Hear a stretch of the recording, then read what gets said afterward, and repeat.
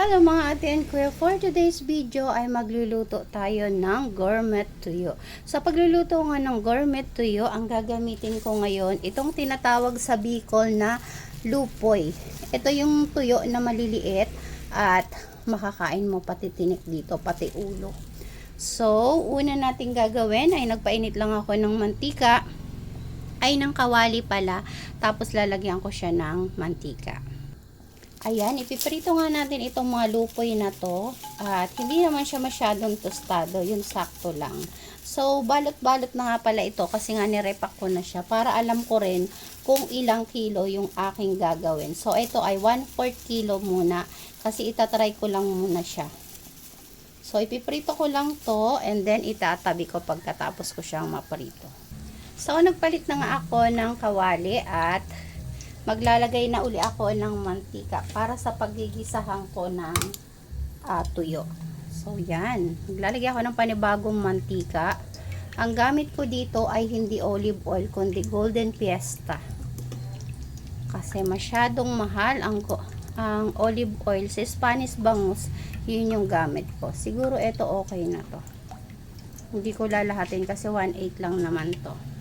So, papainitin lang natin yan. And then, so, una natin lalagay ay yung bawang. Alam nyo ba na hindi ako nakain ng bawang na yung sa sinangag o sa mga niluluto. Pag hindi pino ang pagkakahiwa. Pero dito, buo makakain ko yung bawang. Kasi alam nyo ba kung anong lasa? Lasang patatas. Promise. Sunod naman, ilalagay ko dito ay yung sibuyas. Ayan, kapag nalagay na natin yung sibuyas at bawang, kapag lumabas yung aroma, lalagay naman natin yung ating pinaritong tuyo. Pakuluin lang natin to na ilang minuto. Lalagyan ko na rin pala siya ng pamintang buo, chili flakes para medyo maanghang, at paprika para kumulay yung ating gourmet tuyo. Ito yung nagbibigay ng magandang kulay.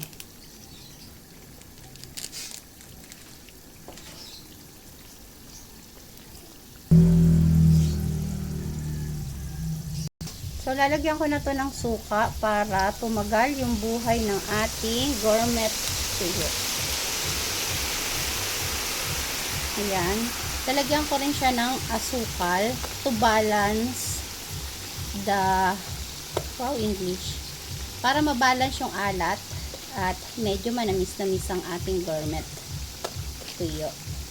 Ayan. So, 2 kutsara o gawin natin 3 para masarap. So, kailangan nyo itong halu-haluin dahil mamumuo yung asukal sa ilalim kapag hindi nyo ito hinalo. Naglagay din pala ako dito ng laurel. 2. Sa akin naman ilalagay itong mga carrots. Yan.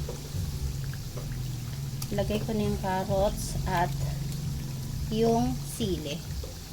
So, gusto ko maanghang yung aking spicy, yung aking gourmet tuyo for today's video.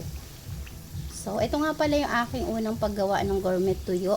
Yung una gourmet dilis at masarap din naman ang kinalabasan. Ito naman ay gourmet tuyo. So, ayun lang, ganyan lang kadali, kasimple, at ano ba to? Kadali, kasarap ang paggawa ng gourmet dilis. Gourmet tuyo ba? Ayun ba? Ano ba talaga? Gourmet tuyo.